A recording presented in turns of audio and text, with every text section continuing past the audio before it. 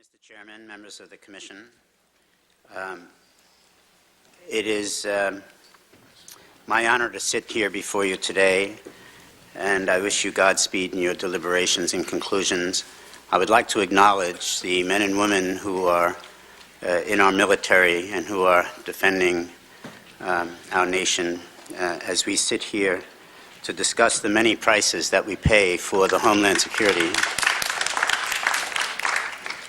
And I'd also like to acknowledge the families who have given more than anyone had the right to ask, and whose prudence and determination caused this commission to be in place and caused our meeting here today.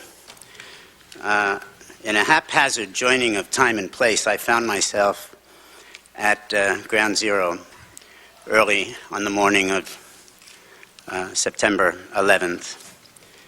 And as the Bible says, I try to remember, write down the revelation and make it plain on tablets so that a herald may run with it. This to me has always meant that we need to say what is in our mind, our revelations within ourselves, in our hearts, in our minds, and it's only from that that we can learn.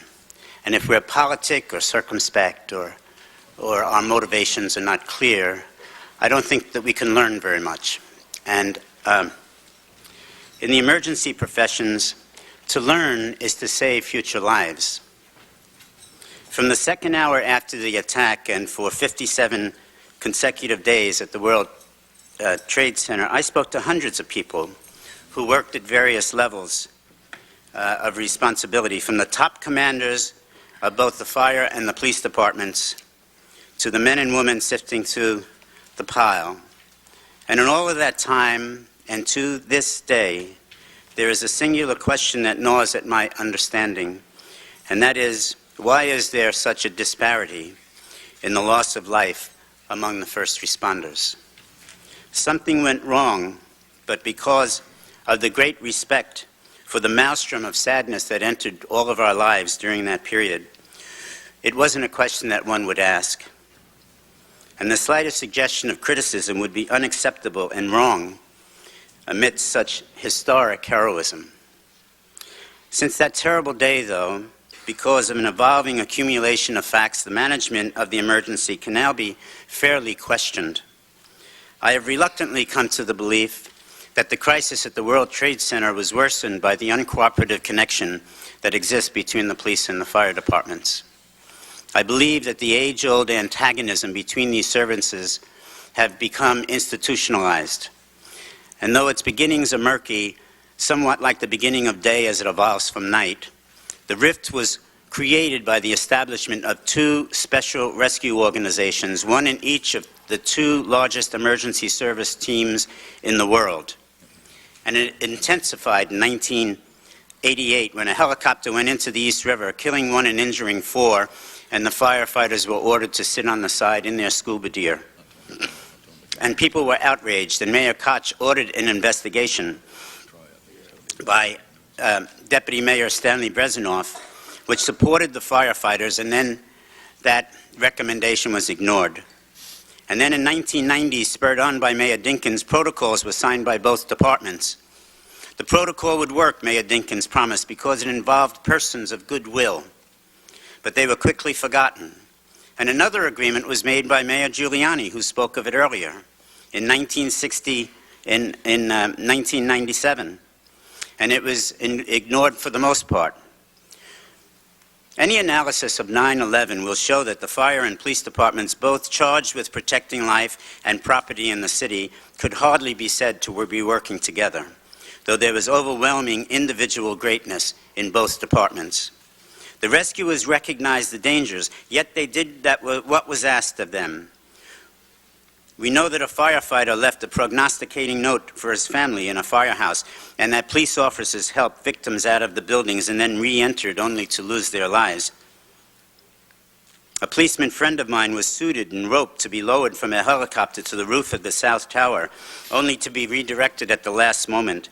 And another friend responded to his final job from the fire department medical office where he had been placed on medical leave. What unique courage and dedication these stories convey. There's much evidence of inadequate communication between the fire and police. You know of the McKenzie report. You know about the police helicopter and those reports. I won't go into them. The fire chiefs were in a crisis management, but they had not yet internalized the finality of the moment. And perhaps if they had heard the police department's robust commands, their own commands might have been as robust as the police department's. Notwithstanding that this was a successful police communication that resulted in the saving of many lives, the fire chiefs did not hear this order. Their concern continued to be those of the firefighters and civilians still in the building. They had made many rescues, people stuck in elevators, people in wheelchairs, people injured, 25,000 people in all, one of the largest rescues in history. The fire chiefs in the North Tower gave their own special order to evacuate, though thrown down and covered with debris when the South Tower fell. They did not know what hit them. Chief Joseph Pfeiffer, in complete darkness and stunned, not knowing if another plane had hit or if there was another bomb or if part of one of the buildings fell, gave the order, all units in Tower 1 evacuate the building. Just how many firefighters heard that order and escaped in the 29 minutes from Chief Pfeiffer's command is not certain. But we do know that one police officer, at least 5 Port Authority police officers, and 121 firefighters were killed when the second tower collapsed. Others were killed on the street, including 4 emergency service unit officers and a number of other firefighters who had just successfully evacuated the building. In all, 15 firefighters for every New York City police officer was killed, and among lost police officers there were none of officer rank, while there were 23 fire chiefs killed. This suggests one thing to me, that there were successful communications within the police department. But the communications within ranks of firefighters cannot be proven to be successful, as evidenced by the number killed in the Tower 1. It cannot be said that our first responders were prepared at Ground Zero. Fire and police were not having regular drills before the emergency, and there was no meaningful protocol in place.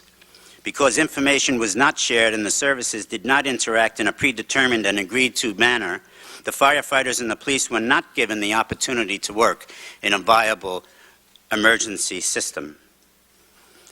The Department of Homeland Security has mandated the National Incident Management System. You know about that and its relevance to our future. I won't go into it.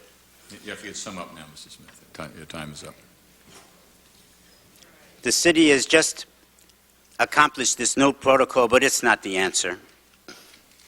Fire, rescue, and police have great and heroic histories, but it is time to consider that in the population's interest that we join these two emergency services in a third emergency service, because no other city in the nation has a fire and a police department that does redundant and competitive work. Everything I witnessed on September 11th and the successive days of the World Trade Center has left me within this greatest sadness we have ever known.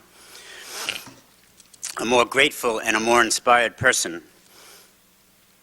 I was able to spend much time next to men and women whose actions each day manifested all that is right about America, and some of them are in this room today. My testimony will speak for itself, and I hope that you will read it in its completion. Thank you.